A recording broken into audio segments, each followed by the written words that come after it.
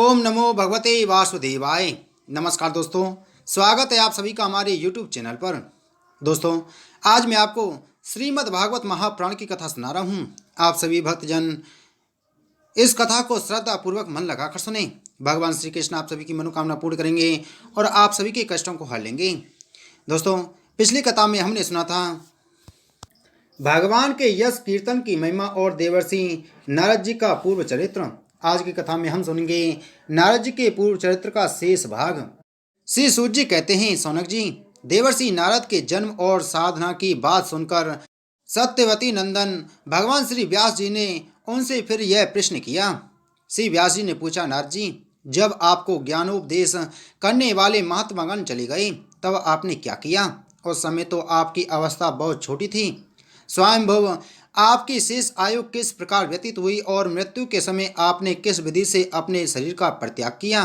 देवर्षि, काल तो सभी वस्तुओं को नष्ट कर देता है। उसने आपकी इस पूर्व कल्प की स्मृति का कैसे नाश नहीं किया?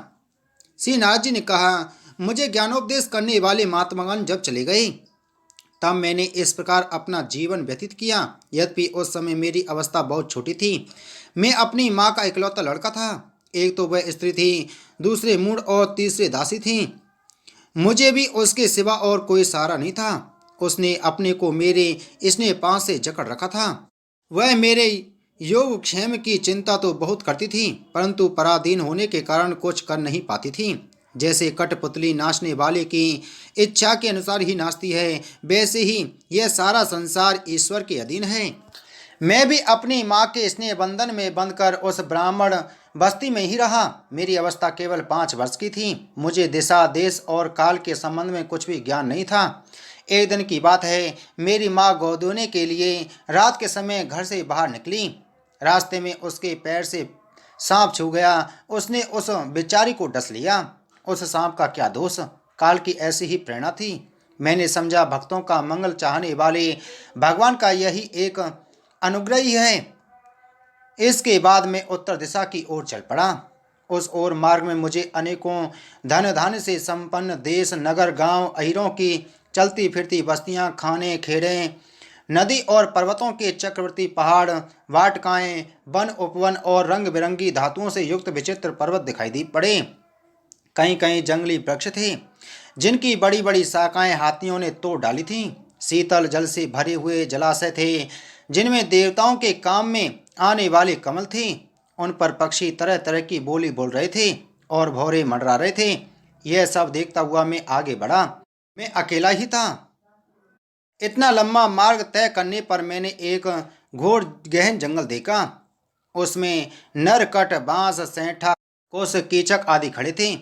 उसकी लंबाई चौड़ाई भी बहुत थी और वह सांप, उल्लू, सियार आदि भयंकर जीवों का घर हो रहा था। देखने में बड़ा भयावना लगता था। चलते चलते मेरा शरीर और इंद्रियां शिथिल हो गईं। मुझे बड़े जोर की प्यास लगी। भूखा तो था ही। वहाँ एक नदी मिली। उसके कुंड में मैंने स्नान, जलपान और आचमन किया। इससे मेरी थकावट मिट गई। उस विजन वन में एक पीपल के नीचे आसन लगाकर मैं बैठ गया। उन महात्माओं से जैसा मैंने सुना था, हृदय में रहने वाले परमात्मा के उसी स्वरूप का मैं मन ही मन ध्यान करने लगा। भक्ति भाव से वशीकृत चिंत द्वारा भगवान के चरण कमलों का ध्यान करते ही भगवत प्राप्ति की उत्कल लालसा से मेरे नेत्रों से आंसू झलझला आए और हृदय में धीरे धीरे भगवान प्रकट हो गए। व्यास जी, उस समय प्रेम भाव के अत्यंत उद्रेक से मेरा रोम रोम पुलकित हो उठा। हृदय अत्यंत शांत और शीतल हो गया। उस आनंद की बाढ़ में मैं ऐसा डूब गया कि मुझे अपना और देह वस्तु का तनिक भी भान न रहा। भगवान का वह अनिर्वचनीय रूप समस्त शोकों का नाश करने वाला और मन के लिए अत्यंत लुभावना था। सहसा उसे न देख मैं बहुत ही विकल हो गया और अनमना सा होकर आसन से उठ खड़ा हुआ। मैंने उस स्वरूप का दर्शन फिर करना चाहा, किंतु मन को हृदय में समाहित करके बार बार दर्शन की चेष्टा करने पर भी मैं उसे नहीं देख सका। मैं अतृप्त के समान आतुर हो उठा। इस प्रकार निर्जन वन में मुझे प्रयत्न करते देख स्वयं भगवान ने, जो वाणी के विषय नहीं हैं, बड़ी गंभीर और मधुर वाणी से मेरे शोक को शांत करते हुए इससे कहा, खेद है कि इस जन्म में तुम मेरा दर्शन नहीं कर सकोगी। जिनकी वासनाएं पूर्णतया शांत नहीं हो गई हैं, उन अधकचरे योगियों को मेरा दर्शन अत्यंत दुर्लभ है। निष्पाप बालक, तुम्हारे हृदय में मुझे प्राप्त करने की लालसा जागृत करने के लिए ही मैंने एक बार तुम्हें अपने रूप की झलक दिखाई है। मुझे प्राप्त करने की आकांक्षा से युक्त साधक धीरे धीरे हृदय की संपूर्ण वासनाओं का भली भांति त्याग कर देता है। अल्पकालीन संत सेवा से ही तुम्हारी चित्तवृत्ति मुझ में स्थित हो गई है। अब तुम इस प्राकृत मलिन शरीर को छोड़कर मेरे पार्षद हो जाओगे। मुझे प्राप्त करने का तुम्हारा यह दृढ़ निश्चय कभी किसी प्रकार नहीं टूटेगा। समस्त सृष्टि का प्रलय हो जाने पर भी मेरी कृपा से तुम्हें मेरी स्मृति बनी रहेगी। आकाश के समान अव्यक्त सर्वशक्तिमान महान परमात्मा इतना कहकर चुप हो रही। इनकी इस कृपा का अनुभव करके मैंने उन श्रेष्ठों से भी श्रेष्ठतर भगवान को सिर झुकाकर प्रणाम किया। तभी से मैं लज्जा संकोच छोड़कर भगवान के अत्यंत रहस्यमय और मंगलमय मधुर नामों और लीलाओं का कीर्तन और स्मरण करने लगा। स्पृहा और मद मत्सर मेरे हृदय से पहले ही निवृत्त हो चुके थे। अब मैं आनंद से काल की प्रतीक्षा करता हुआ पृथ्वी पर विचरने लगा। व्यास जी, इस प्रकार भगवान की कृपा से मेरा हृदय शुद्ध हो गया, आसक्ति मिट गई और मैं श्री कृष्ण परायण हो गया। कुछ समय बाद जैसे एकाएक बिजली कौंध जाती है, वैसे ही अपने समय पर मेरी मृत्यु आ गई। मुझे शुद्ध भागवत पार्षद शरीर प्राप्त होने का अवसर आने पर प्रारब्ध कर्म समाप्त हो जाने के कारण पांच भौतिक शरीर नष्ट हो गया।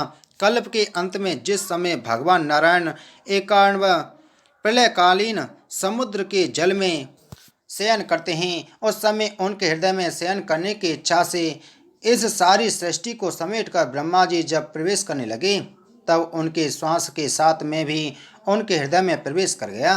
एक सहस्त्र चतुर्युगी बीत जाने पर जब ब्रह्मा जागे और उन्होंने सृष्टि करने की इच्छा की, तब उनकी इंद्रियों से मरीच आदि ऋषियों के साथ मैं भी प्रकट हो गया। तभी से मैं भगवान की कृपा से वैकुंठ आदि में और तीनों लोकों में बाहर और भीतर बिना रोक टोक विचरण किया करता हूँ। मेरे जीवन का व्रत भगवत जन अखंड रूप से चलता रहता है। भगवान की दी हुई इस स्वर ब्रह्म से विभूषित वीणा पर तान छेड़कर मैं उनकी लीलाओं का गान करता हुआ सारे संसार में विचरता हूँ। जब मैं उनकी लीलाओं का गान करने लगता हूँ, तब वे प्रभु जिनके चरण कमल समस्त तीर्थों के उद्गम स्थान हैं और जिनका यशोगान मुझे बहुत ही प्रिय लगता है, बुलाए हुए की भांति तुरंत मेरे हृदय में आकर दर्शन दे देते हैं। जिन लोगों का चित्त निरंतर विषय भोगों की कामना से आतुर हो रहा है, उनके लिए भगवान की लीलाओं का कीर्तन संसार सागर से पार जाने का जहाज है। यह मेरा अपना अनुभव है। काम और लोभ की चोट से बार बार घायल हुआ हृदय श्री कृष्ण सेवा से जैसी प्रत्यक्ष शांति का अनुभव करता है, यम नियम आदि योग मार्गों से वैसी शांति नहीं मिल सकती। व्यास जी, आप निष्पाप हैं। आपने मुझसे जो कुछ पूछा था वह सब अपने जन्म और साधन का रहस्य तथा आपकी आत्मतुष्टि का उपाय मैंने बतला दिया। सूत जी कहते हैं, सौनक आदि ऋषियों, देवर्षि नारद ने व्यास जी से इस प्रकार कहकर जाने की अनुमति ली और वीणा बजाते हुए स्वच्छंद विचरण करने के लिए वे चल पड़े। आहा, ये देवर्षि नारद धन्य हैं, क्योंकि ये सांगपानी भगवान की कीर्ति को अपनी वीणा पर गा गाकर स्वयं तो आनंद मग्न होते ही हैं, साथ ही साथ इस तित्रापतप्त जगत को भी आनंदित करते रहते हैं। बोलो श्रीमद् भागवत महापुराण की जय। बोलो श्री कृष्णचंद्र भगवान की जय।